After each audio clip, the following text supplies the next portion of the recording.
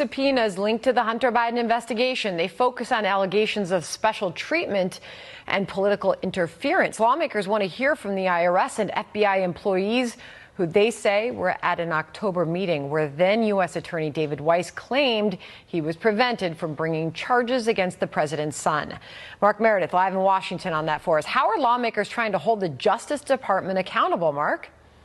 Sandra, good afternoon to you. Well, within the last few minutes, three powerful House Republicans sent a letter to the Justice Department's Inspector General, essentially demanding to know what's being done to investigate the claims that you were just talking about from those IRS whistleblowers who were once working on the Hunter Biden case. The chairman of House Oversight, the Judiciary, and Ways and Means Committee say they want assurances that recent whistleblower testimony was not ignored and is being properly investigated. They sent a letter to the Inspector General, the chairman writing, "Based on your statements and the DOJ's pattern of politically motivated actions, we are concerned that the DOJ is limiting you from fully investigating the disclosures provided to your office."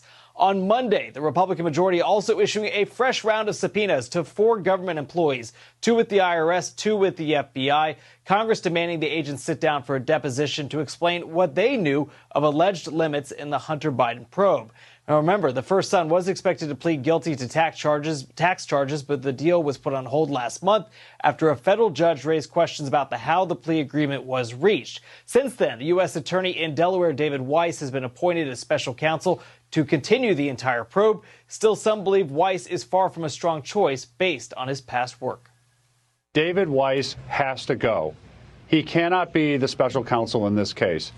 Every day there's new revelations about Mr. Weiss and the way he's handled this case. Lawmakers say they plan to demand more answers from the U.S. Attorney, now special counsel, when they return from their August recess. But Sandra, given this is still an ongoing investigation, it really is unclear at this point what Congress's next steps may be. My mom was like, "You're going to look good in prison orange." She was like poking fun at me because she's like, thinks I'm like just like a loser. Okay. I still live in her basement and shit, but like, I told you, Mom. Thanks, guys. I appreciate it.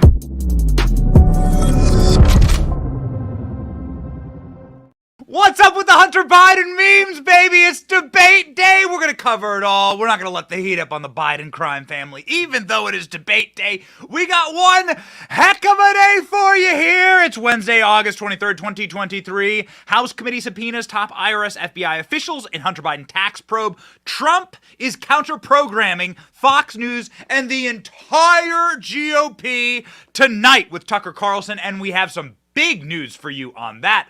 We have little birdies that are telling us some very interesting things about what's going to go on. And also, we have Tucker Carlson's official biographer on the show. The man with all the answers about what Tucker's going to do next, what's going to happen tonight with Trump.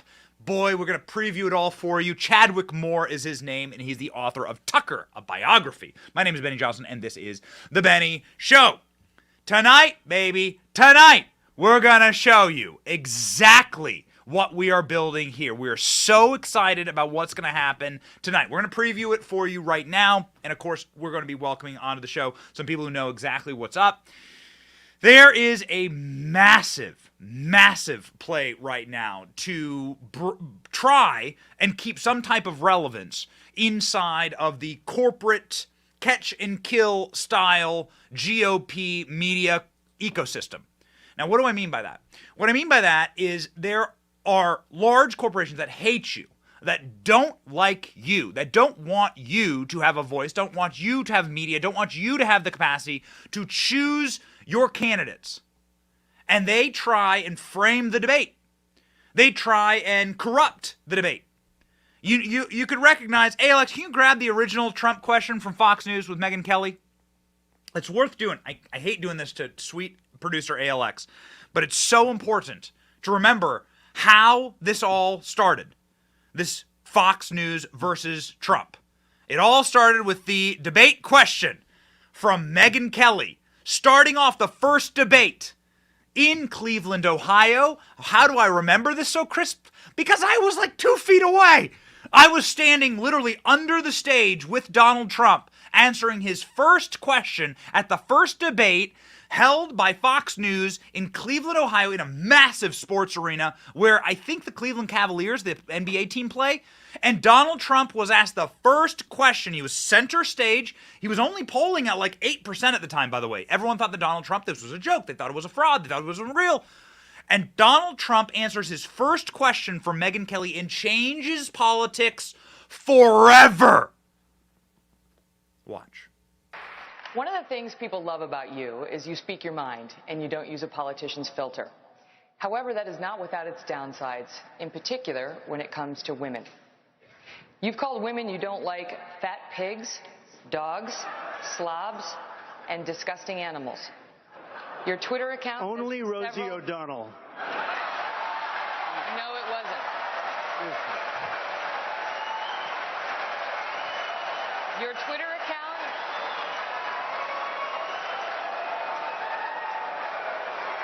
Thank you. Come on, baby. Come on. You love Trump. You hate Trump. I don't care. You'll never get another one like him. You'll never get another one like him. And in that moment, the curtain was ripped. All right? The separation was ripped. The anchors had all the power. The anchors had all the power, and the corporations had all the power. And I was standing under the stage, and the only reason I bring that back up is not to say that I was anything important, or that like it was just, there's something that you can't, there's words that cannot encapsulate the power of that moment and the deafening roar of the audience. You know, they have these big sound tables in the back where they can actually lower the amount of cheering. And it was like an ear-piercing roar when Donald Trump said, "Only Rosie O'Donnell." Like, you couldn't hear anything else. You couldn't hear Megyn Kelly. The rafters were shaking. The lights were shaking. The electricity flickered. I mean, it really was something. It was like a historic moment. And so Donald Trump is doing that again tonight. Donald Trump's doing that again tonight, ladies and gentlemen. Donald Trump is going to change debates forever by going to Tucker Carlson and doing a counter-programming to a debate in Milwaukee. We, as the Benny Brigade, will be on live starting at around 8:30. The debate's at 9 o'clock. We're going to be on live, and we're going to be covering both. How are we going to do that? You're going to have to wait and see. We're going to be covering both. Now, little birdies inside of Tucker Carlson's team have been telling us what's going to happen. And I got to tell you, the main event for us is going to be Trump and Tucker. But we're going to be monitoring both at the same time, and so it'll be a really great, and we won't miss any of the news. We'll have our entire producing team on. We have an incredible slate of guests that will be joining us tonight, and so a preview for what's to come. We'll be going live around 8:30 p.m. Eastern Standard Time. The debate's at 9 p.m. Eastern Standard Time in Milwaukee, and we're going to have both. Donald Trump is, do we have Trump's truth saying, man, sparks are going to fly here on the debate tonight? Donald Trump has tossed up on truth. Hey, watch me and Tucker Carlson tonight. This is Donald Trump counter-programming, just like he did in the first debate he ever had with Megyn Kelly. Only Rosie O'Donnell. Watch, sparks will fly, Donald Trump says. So we're going to be covering both. And more importantly, you're not going to miss anything because we're going to have our whole producing team on. We're going to have everyone ready to go. We're going to have special guests joining. It's going to be awesome. And Donald Trump has also shared a little bit of a troll at Fox News. Now, of course, joining with Tucker Carlson to do counter-programming to Fox, that's troll enough. But Donald Trump has posted a advertisement for Fox News promoting their debate. And, I mean, I'm not exactly sure if this is a parody or not. You can barely tell these days. I'll let you watch and decide. Even though President Trump is kicking everyone's ass in the primary polls, we're still trying to set him up with our bullshit Republican primary debate. I mean, maybe he'll show up. And we're just hoping everyone takes shots at him so we can help Ron DeSantis. Because we're Fox News. And we suck. And we don't really give a shit about our viewers' opinion. We only care about getting a big fat paycheck. And about not getting fired like Tucker Carlson. The first Republican primary debate by Martha MacCallum and Brett Baer. Because we're Fox News and we suck.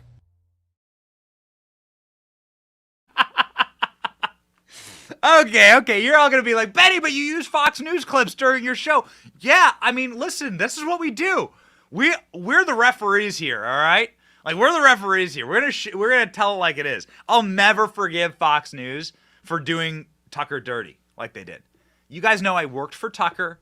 You guys know that I'm, like, I love that man, all right? I'm not his biographer. We're going to have his biographer joining the show. But I love Tucker Carlson. And I deeply appreciate the populist moment that Tucker Carlson brought to Fox, and by Fox firing him in the dark of night, not even giving him a chance. Think about this. They didn't even give him a chance to, like, say goodbye to his audience. Like, what an insult to you. What an insult to me. I watched religiously every single night. Maybe you did too. I hope you did. And so doing that to Tucker and doing that to us was an insult to the audience, which you cannot do. And then Bongino, obviously they parted ways with Bongino at the same time. They sort of cleared out and cleaned out all the populists. And so I'm not going to forgive Fox for that. I'm not. I won't. There are still good people that work at Fox. I like Jesse Waters. They're still good people. We're just going to call balls and strikes. We're going to chop wood. And so I think that advertisement is hilarious. Tonight you're going to see something incredible that we're going to put together for you. And we want to thank the Benny Brigade. Before we jump into all the debate news here, we just want to thank the Benny Brigade. The Benny Brigade has been growing like crazy. It's you who support us in making this content and putting this content together. I just want to remind you, if you go to BennyJohnson.com and you click on the Brigade logo, BennyJohnson.com/Brigade. If you sign up for 1 year, you get 1 month free. And you get the Benny Brigade official keychain with the salty salt shaker on the tank. That's our logo. Bam, right there. This is made by veterans, supporting veterans, shipped out to you by veterans. American made. And it's incredible. Do we have the image from the gentleman who's making the Golden Age supply? Okay, so it's made by a Patriot, Golden Age supply, and we're going to have some behind-the-scenes stuff. It's very cool. We are supporting American companies. We are supporting America. Very easy to get one of these from China for 2 cents. Nope. No. High-quality American leather, high-quality American craftsmanship, and supporting veteran-owned businesses. Come on, baby. That's what we're doing here at the Brigade. So when you hop on and you support us directly, well, I mean, we just say thank you. We just love you. And we're going to deliver one heck of a show for you tonight. And so please join us. Okay, so let's preview this debate. Trump surrogates say that the Republican primary is over. And that now this is a debate of who can be Donald Trump's vice president. Do you agree with that? I mean, listen, guys, I have polling. I have some crazy polling that shows yesterday, dude, like, Donald Trump not only like walking away with it in the Republican primary, Donald Trump is beating Joe Biden by 5 points yesterday in a 538 poll. That's crazy, man. 538 poll, and Donald Trump is beating Joe Biden. Crazy stuff. Guys, I mean, what are you doing now? What are you doing? Now, there's a really interesting subtab of that poll that says that independents, people with no political affiliation, Donald Trump is beating Joe Biden by 16 points. Because, like, the people who are just, like, going to work and not really particularly partisan, they're like, was it better 5 years ago? And they're like, yeah, I could afford a house, I could afford food. And so those people, Donald Trump is walking away with it. So the Republican Party is going to spend $1 billion going after their best candidate? Don't make no sense to me. But, hey, that's just me. There's something funny about this. There's something funny about this graphic. So if you go back to this article, the graphic is the graphic that's being produced by the Trump surrogates. They say that the primary is over. Who would you like to see in the vice presidential debate? Is there any way we can make that bigger, Royce? Check this out. This is like a kind of funny little extra troll. Can you click on the image? No. Okay. All right. They put a fly on Mike Pence's head. That's it. That's all I wanted to show you. It's funny. LOL. Expect lots of trolling. In that image, there's a fly on Mike Pence's head. But would you like to see Vivek? Would you like to see any of these people on screen? Like, would you like to see any of them as Donald Trump's vice president? You want to see someone else? Let me know in the comment section. You want to see Tucker Carlson? There's Mike Pence. There's a little fly on there. Not sure you can see it. Hey, we do a little trolling. That's what they say. We do a little trolling. So, who is ready for tonight? The 2024 presidential race. A look at the candidates that made the cut for the first Republican debate. Who will be on stage? Well, Donald Trump, of course, was welcome, but Donald Trump said, no. I'm not going to sit there and let you, essentially. What it would be is it would be like a giant Trump bashing fest, and that's what they want. They want to bring Donald Trump in so that Mike Pence can have his Mike Penceist Pence moment and be like, you this and you that. And everyone can attack Trump. Because you actually do have a couple of members of Trump's administration in here. Can you scroll down, please? So you have Donald Trump in, Ron DeSantis, Tim Scott, Nikki Haley, Vivek, Mike Pence, Doug Burgum, who is the governor of North Dakota, Asa Hutchinson, Chris Christie. People who didn't make the cut, Larry Elder, and a bunch of guys who, I don't know, like it looks like a banking convention. I don't know.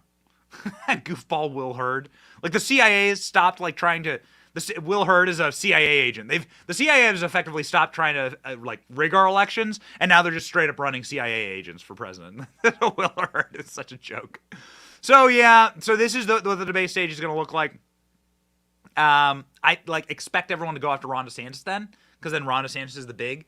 And by most polling, Ron DeSantis is in the number 2 spot, so they're going to go after Ron DeSantis. Expect Vivek or Tim Scott to look for their breakout moments. The breakout moments is going to come, obviously, with Vivek, who's like, I know that guy pretty well. He and I have done some work together. He's a great debater. Vivek Ramaswamy has been warming up for this. He's posting like workout photos and videos with his wife. And I think he's ready to go. Now, people who will not be ready to go are going to be the Trump surrogates. So the GOP has banned Trump surrogates. Do we have that article, Kim Guilfoyle? GOP has banned Trump surrogates from attending the debate. So this is pretty interesting. Because Donald Trump won't be there, then the Trump surrogates won't be able to go through the green room or the rumble room, effectively. So that's the room where everyone goes and the media goes there to like ask questions of the candidates and their surrogates after the debate. Donald Trump is banned. So Kim Guilfoyle and Don Jr. will be up there, obviously massive social media personalities, obviously massive media personalities. They won't be allowed in. Kim Guilfoyle saying, you're going to have to stop me. Ooh, baby! Expect the fireworks. Expect that sizzle tonight. Kim Guilfoyle vows that she and Donald Trump Jr. will be at the Republican debate, even though the RNC has banned them from going in. So we are going to have people at the debate. Again, thank you for supporting the Betting Brigade. Thank you for supporting the Betting Brigade. Not only do we do philanthropic work, like we talked about yesterday, where we helped find the lid that set a Trump sign on fire, and we gave a $5,000 reward to the person who found the lid. That's you. You and I found that lid together in Raleigh, North Carolina, and he cried when he was arrested. Not only can we do philanthropic work together, we have people now on the ground that will be delivering direct news content for you and me. It's great. So we're going to have somebody from our staff, Jamie Mitchell. She happens to live in Milwaukee. She's going to be there at the debate, full access pass, and she's going to be bringing us the sights and sounds and all the behind the scenes. So if Don Jr. and Kimberly Guilfoyle throw down, right? Throw down and get in a fight with security or whatever, chances are our team, the brigade's going to have someone right there filming it, and we'll have the footage first. It's going to be awesome tonight. Really, really excited about it. Donald Trump is going to be on with Tucker Carlson, okay? So Donald Trump is going to be, there's going to be an interview. This was a pre-taped interview, but we're going to run it live because we're going to be watching it live with you, right? So we're going to run it live, and so we're going to have both screens going, and we're going to be breaking in with news. We're going to sort of be bringing the breaking news in from the debate, but really we're going to have Tucker and Trump as the main event because that's what people really want to see because Donald Trump's doing 60% in the poll. Donald Trump and Tucker Carlson are going to have one heck of a conversation tonight. It's going to be very, very interesting. We've gotten some previews on it. We're really, really excited about it. And then tomorrow, Donald Trump is going to be booked in the Fulton County Jail. Trump says that he will proudly be arrested tomorrow in Georgia on election fraud cases. The ex-president's imminent surrender is poised to overshadow the first GOP debate. So this is where we're going to be tomorrow. Tomorrow, Donald Trump is going to be getting a mugshot. Now, they've been leaking out some of these mugshots. Rudy Giuliani is surrendering today. You got to surrender, you got to get booked, and then they give you a summons date. And so Donald Trump is going to be getting a mugshot tomorrow in Fulton County. It's like thanks for the extra 20 points in the polls. mean, it's incredible. ALX, can you grab that 538 poll? If we don't already have it in the script, let me know. So like, there's polling out now showing that Donald Trump is like, from leftist pollsters saying that Donald Trump is like doing commanding numbers over Joe Biden. Over Joe. Not just in the Republican primary debate. Like, so, I mean, I guess keep arresting the guy. Of course, every lawyer, even the governor of Georgia, is like, none of these trials are going to even happen before the 2024 election. So, what are you going to do?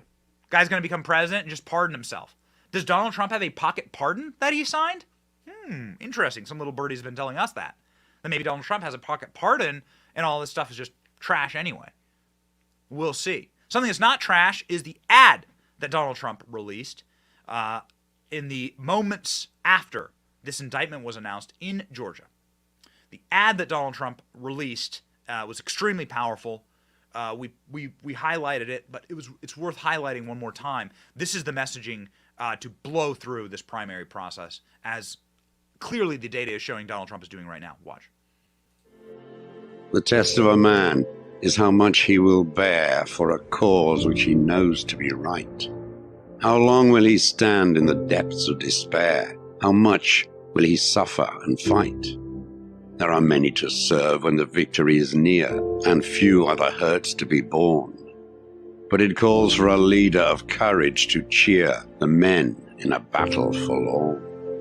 It is the way you hold out against odds that are great that proves what your courage is worth. It is the way that you stand to the bruises of fate that shows up your stature and girth. And victory is nothing but proof of your skill, veneered with a glory that's thin.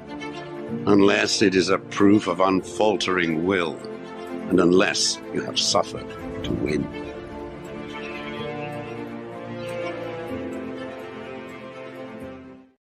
So we'll see.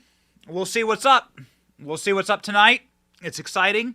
I will let you know. We haven't been given any type of, even though we've asked, we haven't been given the interview or anything. So it's up to us to, like, for you. It's up to. So we've been going to Tucker's team, being like, hey, can you give us a a sneak peek and everything like that? We're going to be watching it fresh with you. We're going to be watching it fresh with you at the same time as the debate. The debate starts at 9 p.m. So there we go. That's how it's going to work. We wanted an embargoed copy, right? We're trying. It's our obligation to make sure that you are. It's our obligation to make sure that you are that we are the most prepared for these lives. And so here we go. Here's the polling, ladies and gentlemen, that's showing that Donald Trump, the leftist polling, showing that Trump is beating Joe Biden by 5 points. Look at that. New national poll. Now, where is this from? Is this from BennyPolling.org, where I just polled my relatives? No, man. This is from 538. This is from, like, the libs who, like, have a 20-point advantage built into Joe Biden for every poll. Whoa! We did an entire show yesterday on how utterly unpopular Joe Biden is all around the globe, but also in Hawaii, how Joe Biden was flipped off by people in Hawaii, a state that hasn't voted for a Republican in my lifetime. I'm 37. And here comes Donald Trump saying, yo, Hawaii, vote for me. And I'm telling you, man, watching the videos that were coming out of Hawaii yesterday, I think that Hawaii may vote for Donald Trump. That's my, I'm not a pollster. My prediction is that Hawaii may go Trump in 2024. I mean, I'm telling you, man. I'm telling you. It's going to happen. Now, ladies and gentlemen, we are sad that we're not going to get moments, some of our favorite moments of Donald Trump. We're at the debates. Obviously, the debates with Hillary Clinton were things of legend, but Donald Trump clearing out the establishment Republicans, really, really impressive stuff in 2016. We're going to end our debate segment of today's show, but we're going to cap it off with possibly our favorite moment of Donald Trump at the debates with Jeb Bush. This is Donald Trump versus Jeb Bush. Now, at this point, most of the Republican primary process had fallen away. I believe this debate was in South Carolina. This was maybe 5 or 6 months into the primary process. A lot of the people who were running for president had already dropped out. Iowa had happened. And Jeb Bush was sort of the last man standing. between Donald Trump and the abyss, okay? And the capacity of Donald Trump, the superpower of Donald Trump, is that he's been a celebrity for 50 years. That is the superpower of Donald Trump. And his ability to handle the media and to handle the harshness of the questioning and to handle the establishment and to just kick their asses. Quite literally, what I'm about to show you is Donald Trump kicking Jeb Bush's ass off the stage. So much happens between here and then that it's hard to actually remember. It's easy to forget these moments. But it's worth a rewatch. This is what we're missing out on tonight, but this is the energy. Watch Donald Trump in 2016 summarily usher out the Bush family from the Republican Party. This is a tough business to run for president. I know. You're a tough guy, Jeb. And we need to have a leader that is principled. You're never going to be president of the United States by insulting your way to the presidency. Let's see. I'm at 42 and you're at 3. So far I'm doing better. Doesn't matter. So far I'm doing better. You know, you started off over here, Jeb. You're moving over further and further. Pretty soon you're going to be off the end. This doesn't do a thing to solve the problem. One at a time. It sounds more. Hugh, go ahead. So what you got there? It's amazing, right? If you read the scriptures and you read the Bible, then what you'll realize is that these princelings and these kings, it is a wonderful irony of the way that God put the universe together, where he humbles powerful men. And he brings them low. You know, King Saul was literally struck dumb and had to go live like an animal, eat grass, right? And I believe that there is like a sweet irony to the way that God designed the universe, and that our God enjoys when people who come from these privileged, entitled families like the Bushes got brought low. When Megyn Kelly got brought low. When Fox News is now getting humbled and crushed. I believe there's some type of like sweet justice to that, some rightness in the universe, some balance inside of the universe in these moments. And they're special to watch. And it's neat to be a part of. And that's our perspective on these things. Of course, no Trump debate segment here would be complete without the greatest moment in any debate that you will watch now into eternity. Okay? Nothing will ever top this. Again, this is what we're missing by Trump not being on the debate stage. But at least we have these precious moments, these sweet, warm embers that you could just watch again and again and again. And in your sleep, you could just say, as you drift off and stare at the stars and the moon, you'd be in jail.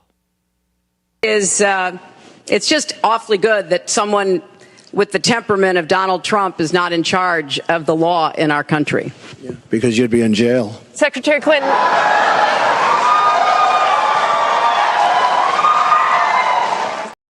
Just okay. You got to hear it out from me. The people that are chosen to come to these debates are the regular hoi polloi, okay? They're like, if the debate is in Cleveland, they'll go and they'll get like a mix of people from Cleveland, okay, business owners and bankers and people that run some shop somewhere. They have a small section of partisans, right? That you can bring like 10 people to the debate. Those are your people. This is Donald Trump's family. Hillary brings her people. So the fact that when Donald Trump said that, the entire debate hall screamed, "Woo! That is so awesome!" He turned like what should be. The reason I'm saying this is that like he turned a debate hall that should be technically favoring Hillary Clinton. I mean, she was beating him by like 20 points.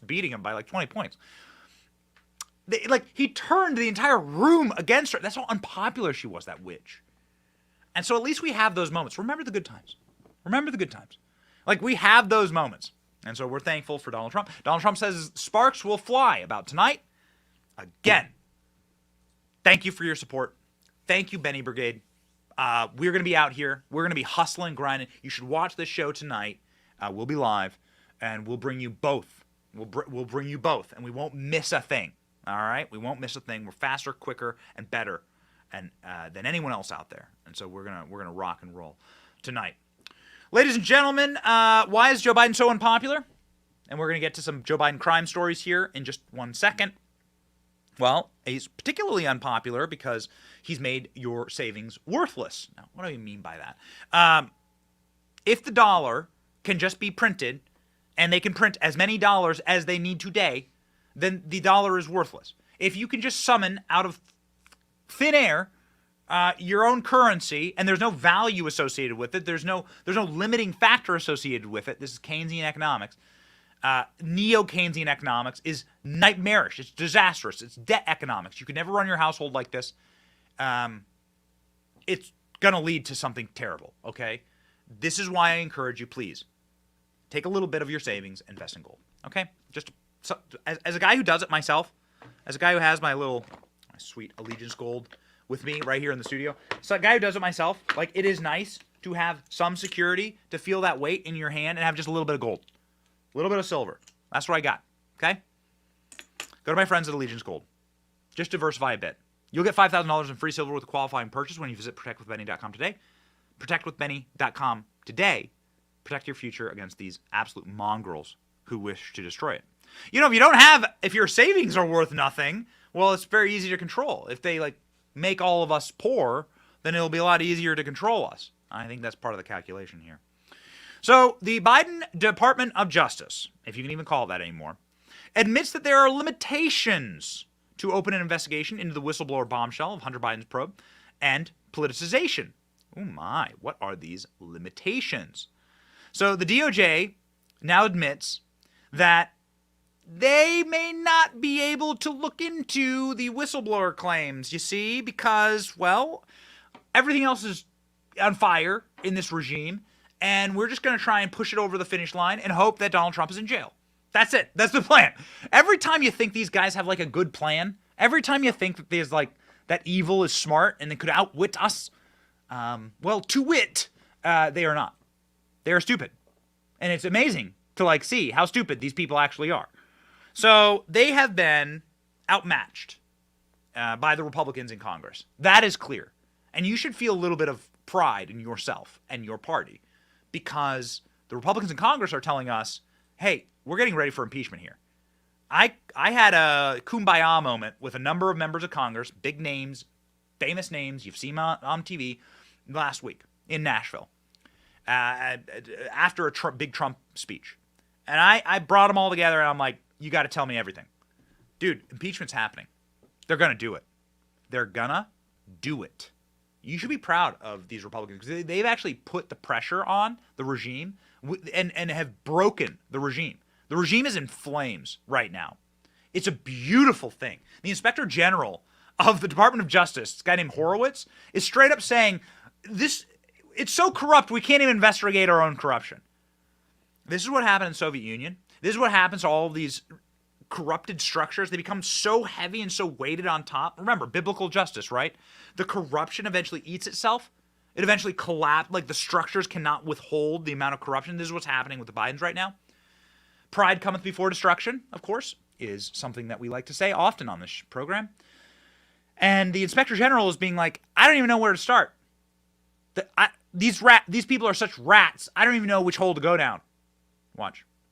All right, our two-tiered system of justice strikes yet again. According to reports, DOJ Inspector General Michael Horowitz now has informed Congress that a, quote, potential jurisdictional issue may prevent him from investigating whistleblower complaints alleging a cover-up in the Hunter Biden criminal probe. So is the DOJ limiting its own Inspector General from fully investigating what are serious allegations of preferential treatment for Hunter Biden? Well, Ron Johnson has this to say. Ron Johnson, one of our favorite senators from Wisconsin, saying, wait a second. So it's so corrupt. So you're so corrupt, the guy who's supposed to investigate your corruption can't even investigate your corruption. Got it? Would you see any jurisdictional conflicts for Michael Horowitz? Because I really don't quite get it. No, I would really be interested in knowing what he's claiming. As I've stated in the past, Sean, federal law enforcement and federal agencies in general have done a great job at insulating themselves from congressional oversight and public scrutiny. I'd even argue from the management of a Republican president. So these folks are the law. They view themselves as above the law. And I've got to give a huge shout out to John Solomon for continuing to piece together these pieces of the puzzle to give us a clearer view, through his sources, through FOIA requests, that type of thing. It's great to go back there. Something else we ought to note is, State Department was singing Shokin's praises in June and the summer of 2015. Then Ambassador Pyatt gave a speech where he basically nudged Shokin to start investigating Burisma, and Shokin did. And so it was that aggressive, investigation into Burisma that panicked Hunter Biden, and then really, I think, caused the turnaround in Joe Biden's attitude toward Shokin and the $1 billion loan guarantee. Again, totally responsive to what Hunter's concerns were, because Hunter's making millions of dollars being on that board. So they're trying to drown you in acronyms. They're trying to drown you in procedure. Don't let them do it. I got the dish for you, okay? So I'm backstage with all these Republican members of Congress. They're all huddled around me, and I'm like, yo, guys, what's actually going to happen? So you got to tell me. You got to tell me. I'm not going to lie to the Benny Brigade. I will never lie to my audience. What's going to happen? You going to impeach this son of a beach? Or are you going to... I said beach, like Maui, you see. Like a burned beach that Joe Biden said was hot ground yesterday. Yes, hot ground. See that? And remember, Joe Biden once had Joe Biden was cooking a hungry man microwavable dinner, and the brownie caught on fire in his microwave once. So you should also feel sorry for him. He almost lost his cat in his Corvette. He. The old jackwagon. I said, yeah, I'm not going to go out and say impeachment if you're not going to impeach.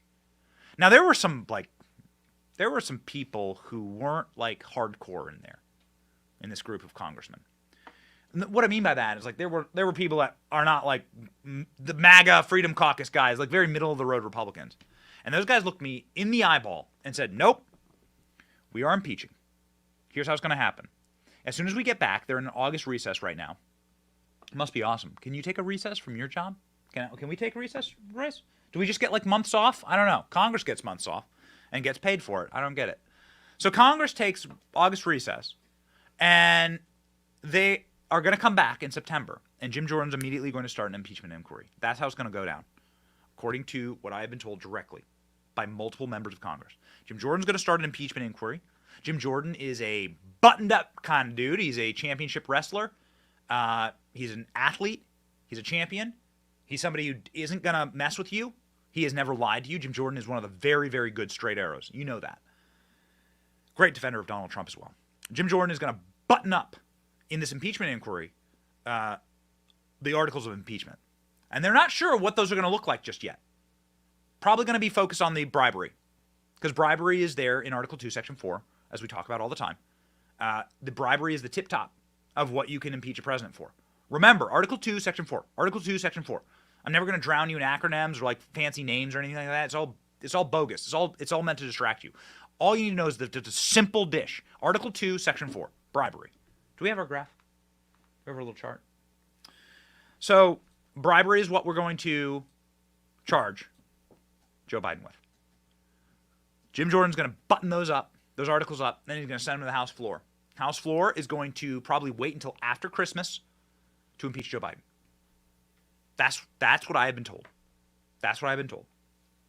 In case you need our handy little charts, we do our best here at the Benny Brigade to give you the charts, to give you the simple information that you can take to your Thanksgiving dinner table, to your drunk, liberal, childless, short-haired, nose ring, wine aunt with red teeth, and she's going to be there, blackout at Thanksgiving, be like, Donald Trump's got to jail. And you can just show her this chart. And then you can show her Article 2, Section 4. And be like, nope, this is how bribery works. This is a bribery scam from Joe Biden, and Joe Biden deserves to be impeached. So Jim Jordan's going to come over the top with a ton of subpoenas, I was told. He's going to start bringing in the people who were protecting the Bidens.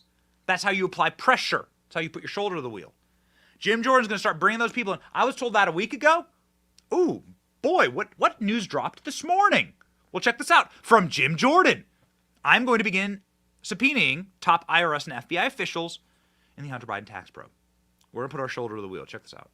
But for these whistleblowers, that sweetheart deal would have been even sweeter. They weren't even going to require Hunter Biden plead guilty to anything. This is how bad this was. And what we want to do, Sean, is we want to talk to the folks who were in the meeting. These whistleblowers come forward. They change history, as John Solomon just pointed out. What prompted them to come forward? This meeting, October 7th, 2022. You got David Weiss, you got Gary Shapley, the whistleblower, and 4 other people in that meeting. We want to talk to those 4 other people because that's the meeting that Gary Shapley said that was the red line meeting. When I decided there was no way this investigation was going to do the right thing, we had to come forward and talk to Jason Smith, Chairman Smith's team at the Ways and Means Committee. And then they came forward and their testimony, unlike the White House's story, unlike the DOJ, their testimony has stood up and they've appeared entirely credible. Let's bring in the whistleblowers. We are going to, I'm gonna let you know like where we're going as a show here. We are going to make heroes out of these men. They should be on the cover of every magazine. They should be seen as like the beacons of hope inside of our public service. Gary Shapley should be a name known across America as like a man who stood against the machine, who fought true and endemic corruption. And we are going to lionize Gary Shapley on this show. Gary Shapley is a whistleblower. He's the person who blew up this entire scheme. We know now from the emails. On Monday, we went through all the lawyers' emails. And we should do that. We should do another show on that because there's so much in there. Hunter Biden's lawyers are such sleazebag rats that they went and they gave all the emails to the New York Times and Politico. And we went line by line, and you could see that it was the whistleblowers who actually blew up all of this deal. We thank these men. Gary Shapley saying, yo, wait a second. David Weiss cannot be the special counsel here. That's what they're arguing now. Like, because David Weiss is the man behind the machine. Watch. I documented exactly what happened, and it doesn't seem to match what the Attorney General or the U.S. Attorney are saying today. Shapley provided lawmakers this contemporaneous email he wrote after an October meeting last year. Shapley says Weiss told him the opposite, that Weiss is not the deciding person on whether charges are filed. And David Weiss didn't do anything about it.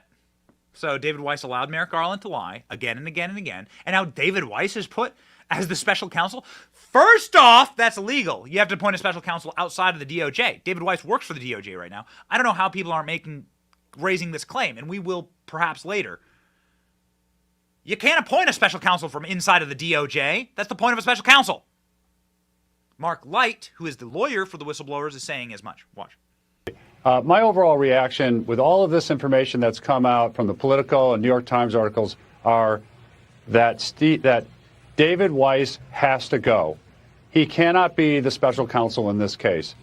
Every day there's new revelations about Mr. Weiss and the way he's handled this case. It's come out now that he first thought there should be no charges in this case. Then he reacted when the whistleblowers came out and came up with this special deal, the 2 misdemeanors with no jail time.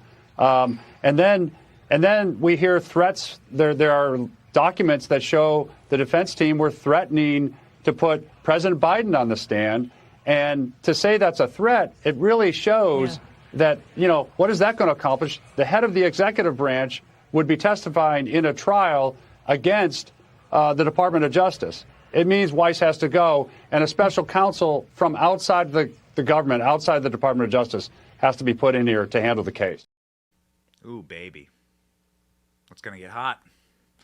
It's going to get spicy in Washington, D.C. We often say D.C. in panic. D.C. is literally in panic now. They're legitimately in panic. Now people are starting to look back into the histories of the Biden family and ask themselves, wait a second, why was this guy ripping lines off the peanut gallery inside of Air Force Two? What the hell is Hunter Biden doing on all these Air Force Two trips? Wait a second. Hunter Biden was on this Air Force Two. Why are there no photos? Why are they sneaking Hunter Biden in and out of the plane? If you come home from working late and you see someone sneaking out of your house, is that a good thing or a bad thing? Good thing or bad thing? You see someone like in the dark, like sneaking out of the back door. Good thing or bad thing? Not a good thing. Jesse Waters detailing last night, like, whoa, wait a second. We know that Hunter went to China, but did you know that he went on like dozens of other flights with Joe, that he was essentially like permanently at Joe's side on his official trips, and that they went out of their way to hide Hunter Biden, made him travel with the cargo and get off the plane out of the back. What does that say? Watch. Back in February of 2013, Vice President Biden went to Berlin, Germany. There's Jill with him. Oh, wait, who's that? Oh, that's Hunter. There he is getting in the limo.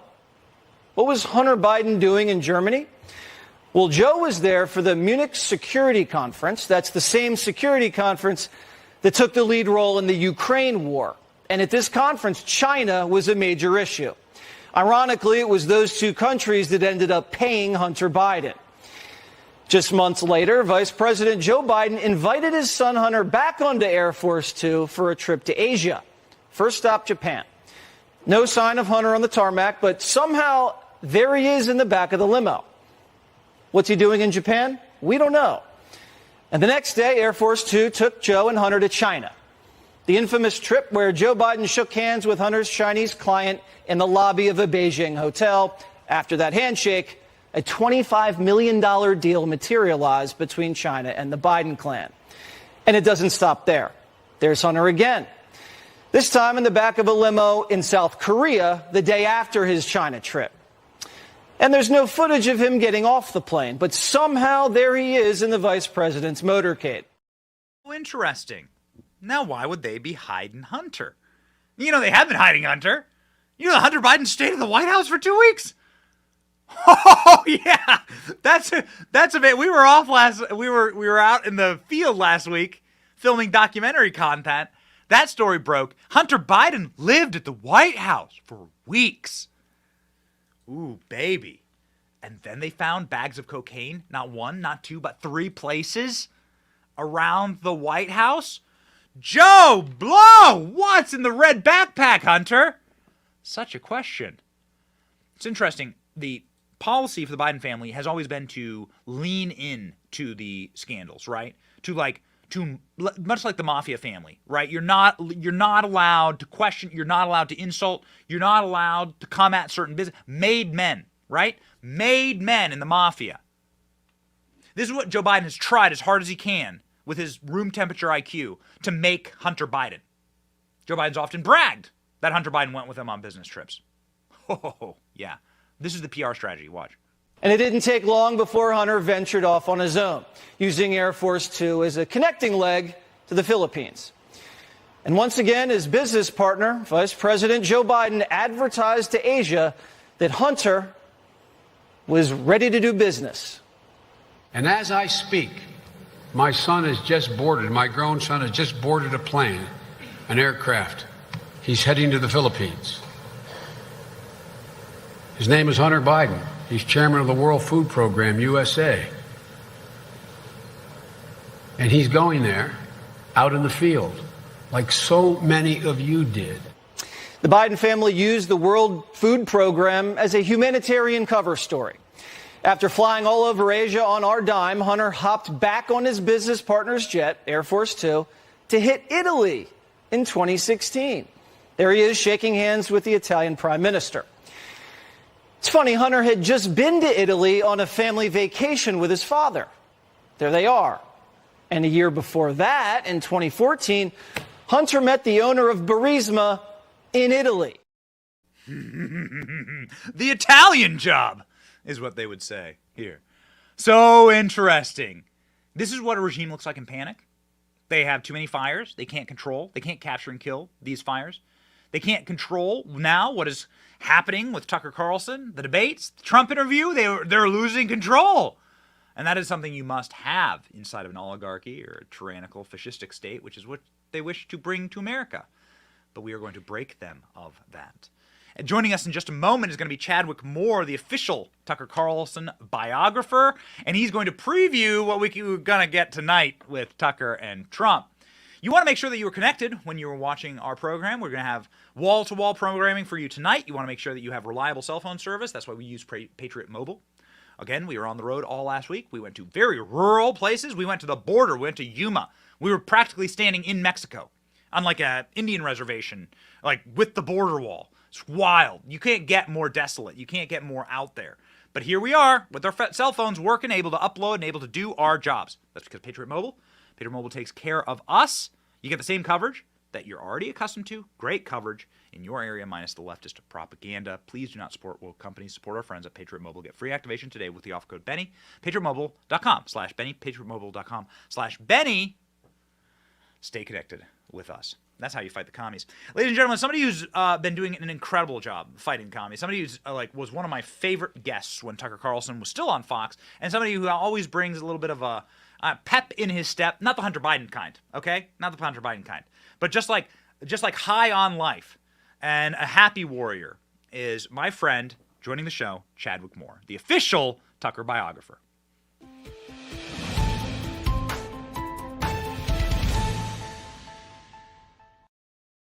Chadwick, what's up, man? How you doing? Hey, Benny, how's it going? Great to be with you. Okay, so first off, you are kind of the Chad meme. You have a beard. You have a beard. First name's Chad. So, congratulations. Thank you. Thank you. That's the greatest compliment I could possibly get, I think. Two, the greatest Chad thing to possibly do would be to be the official Tucker Carlson biographer. You have a brand new book out. I think we should just pop it up on screen. Everyone needs to go get it immediately. And perhaps, given your incredible access that you've gotten to Tucker, you could preview for us what we're going to see tonight with the Tucker-Trump interview. What should we expect? Well, it's funny because, Tucker was never like a throne kisser when it came to Trump. And even some people who were still on Fox very much were that. You either passionately hated President Trump or you would just do anything to kiss his rump and get on his good side.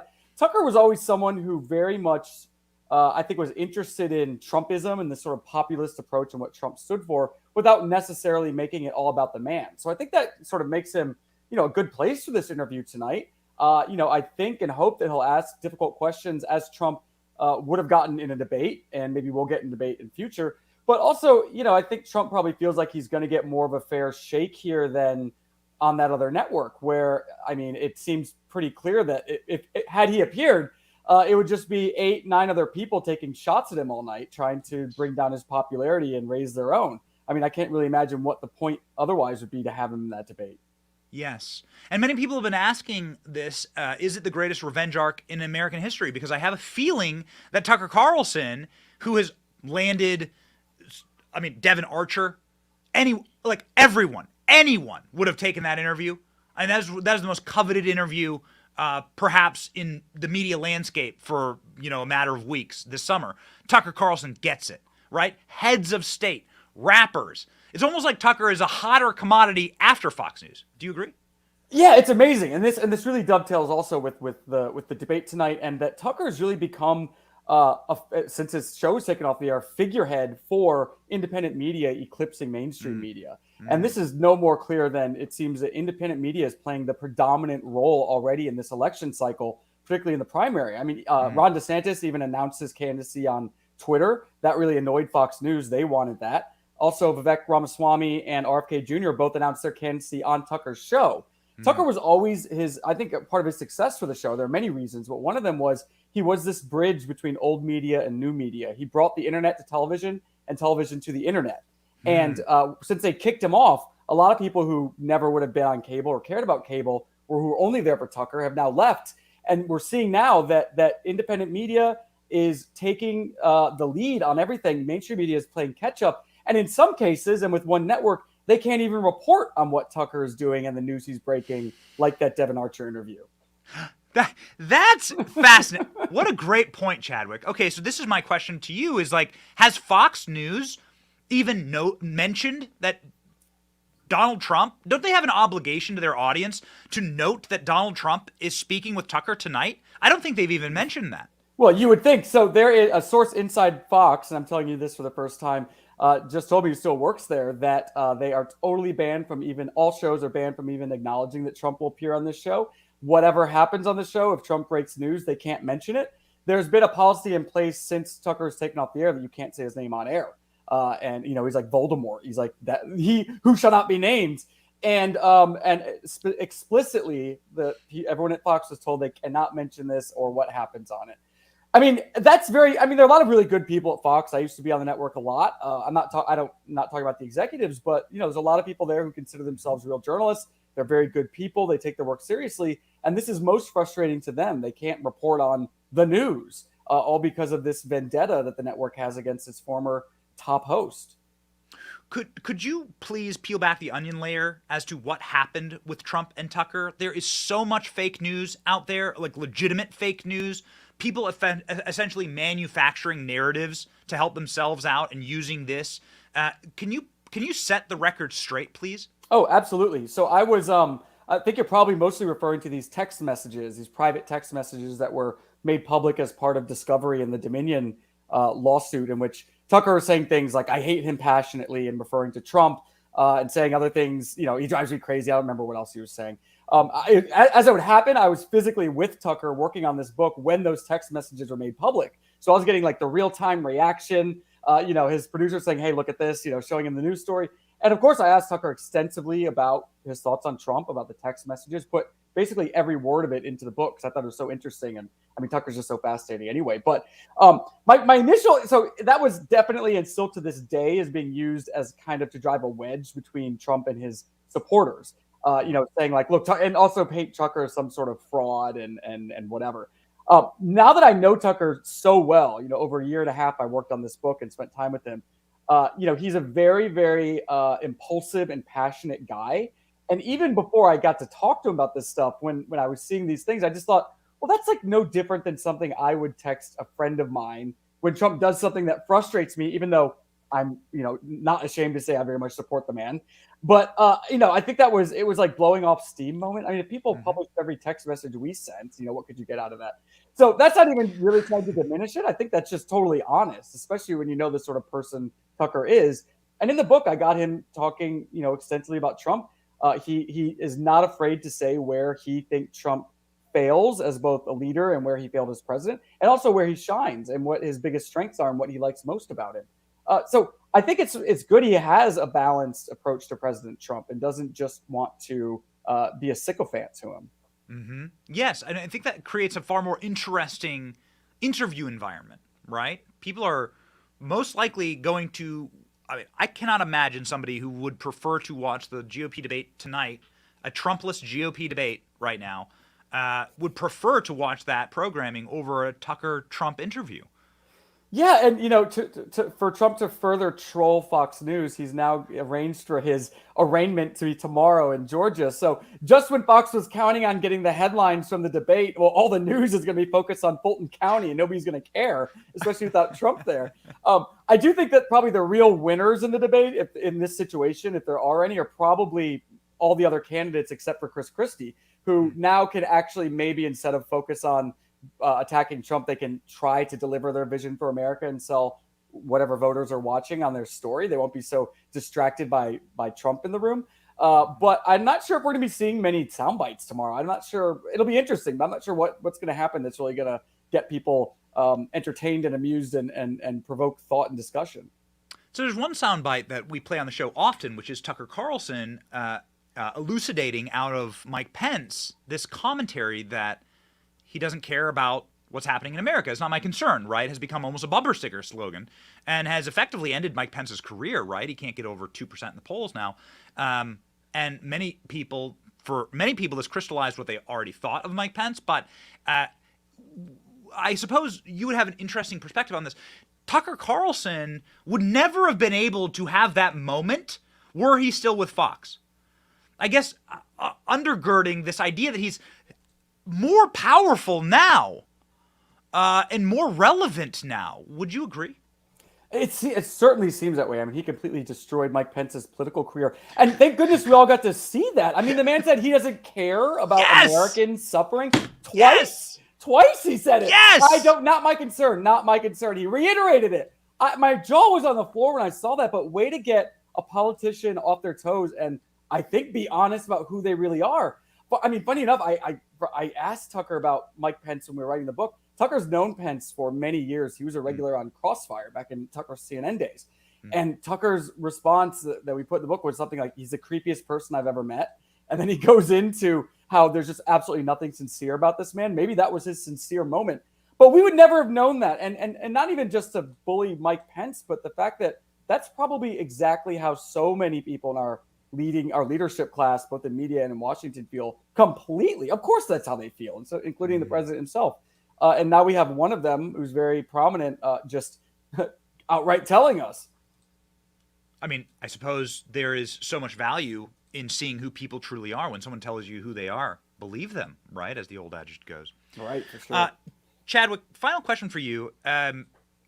What does this moment mean?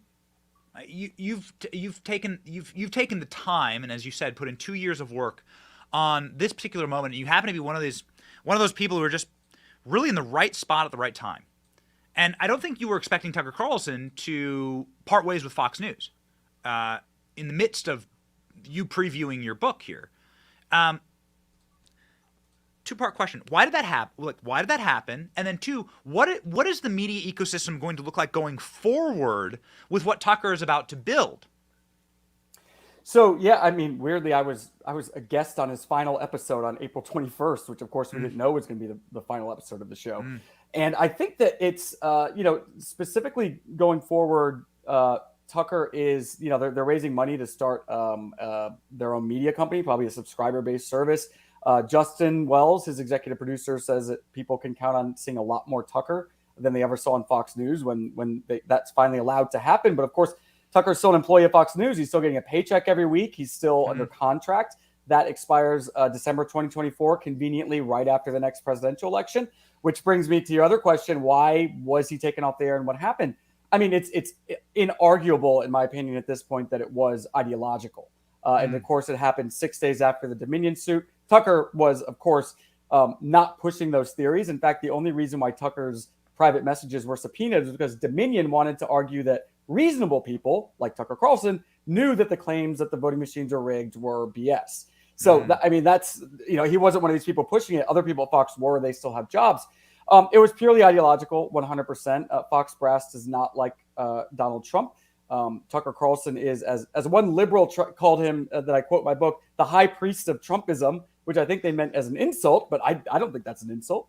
But he was that voice. He was that perspective in mainstream media, that counter-narrative, populist perspective in mainstream media, which was to say its place in the official approved national discourse. So now that he's off of that and is never going back to mainstream media, I think that's why his removal from Fox felt like a death for so many people, because that perspective is no longer in a place that our leaders are paying attention to. So what does it look like going forward? I mean, we're seeing this, as I'd mentioned, mainstream media becoming subservient to independent media. But, Fox is obviously not going to go lightly. Any mainstream media wouldn't. And our leaders are still in this place where they truly care what mainstream media and the corporations think.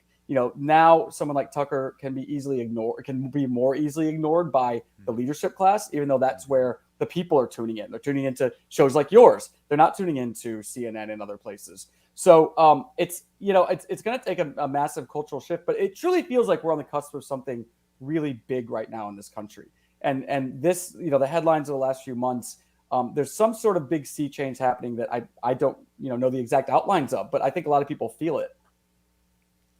That sounds like your next book. Yeah, perhaps. Yeah. Thanks for the idea. I've been trying to think what I might do. I will say this, not to filibuster here, but you just brought up such a fascinating point. The Republican senators still crawl all over themselves and debase themselves to go on Meet the Press. Oh yeah.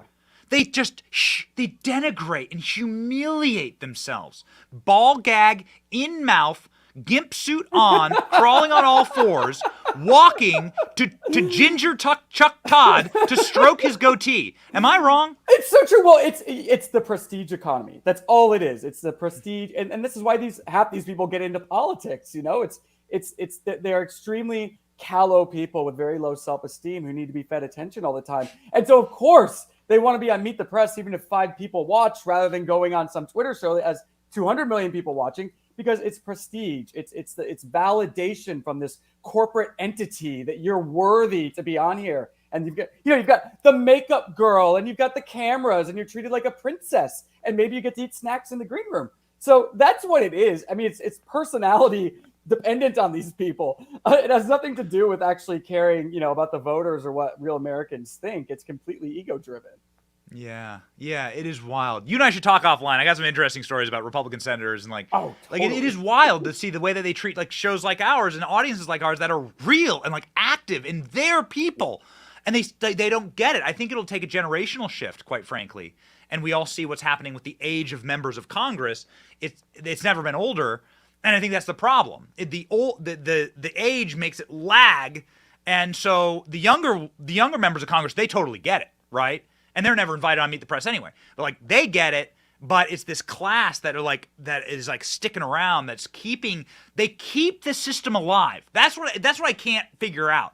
They keep the system alive by feeding it, right? And they would be wise to let you write a book on them, come on our show, go on a Twitter show, as you say, where the people actually are. Chadwick Moore, where can people find your book? Everywhere, I assume. Yeah, you can buy it anywhere you get your books. You can go to tuckerthebook.com if you want links to all those retailers. You can also order direct from the publisher there if you want. So tuckerthebook.com, Barnes & Noble, Books A Million, Walmart, Amazon, Sam's Club, anywhere you get your books. And speaking of Twitter, sorry, not to dead name Twitter, X. Dead-namer. Follow Chadwick. Here's his profile. There's his 113,000 people. Can't be wrong, ladies and gentlemen. You got to follow Chadwick. He produces some straight fire also on his X account, Twitter account. So thank you, Chadwick, so much. Godspeed. Oh, cool. Thanks, man. Great to be with you.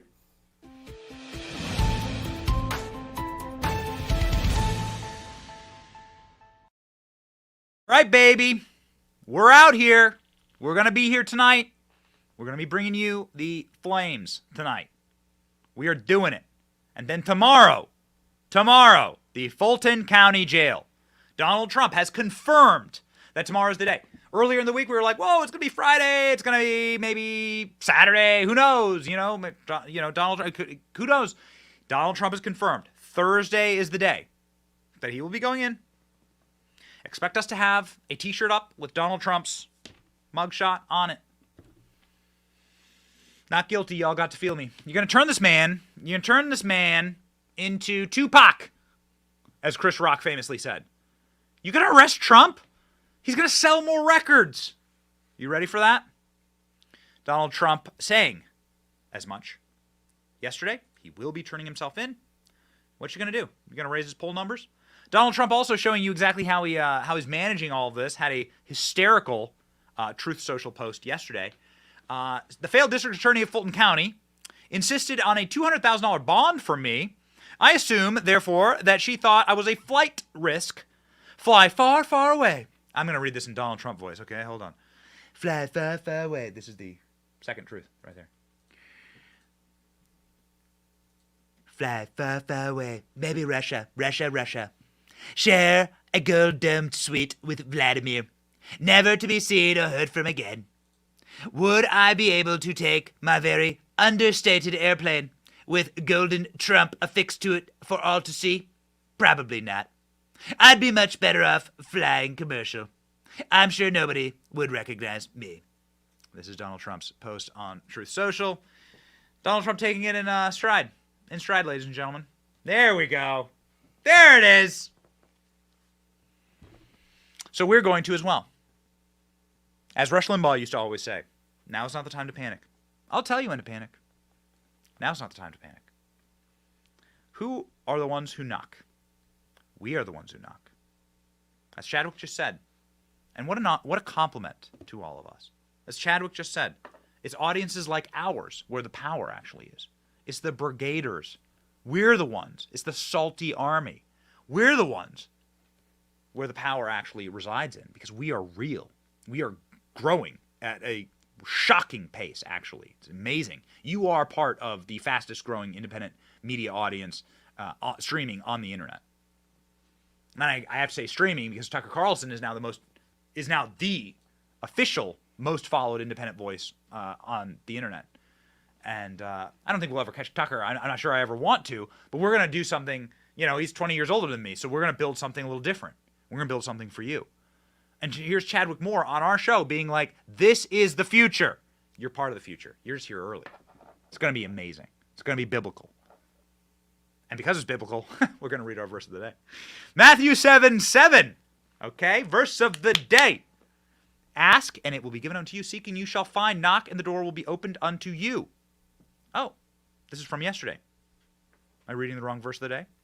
Oh, I did a different verse of the day, ladies and gentlemen. Here we go. From John 14:6. I had scrolled too far down in our script. But hey, that's a good verse as well. From John 14:6. Jesus answered, I am the way, the truth, and the life. Nobody comes to the Father except through me. It's worth stating, and you should say it every morning in the mirror, that God is real and that Christ is King. Amen. That's it. That's all you need. Remember Christ's prayer, the Lord's Prayer. It's like short. It's like 20 words long. It's a short prayer. You just need simple truth. God's got you. God's got you. The sparrow falls from the sky. The flowers on the ground. Not Solomon in all of his splendor were robed like these flowers that you crush under your feet. A sparrow cannot fall from the sky without God's notice. Come on. Man, God cares about you. And he cares about this nation. And if he didn't care about this nation, oh baby, you'd know it. We'd be done. We're not done. God's not done with us yet. So remember that. Remember your Savior. Remember Christ.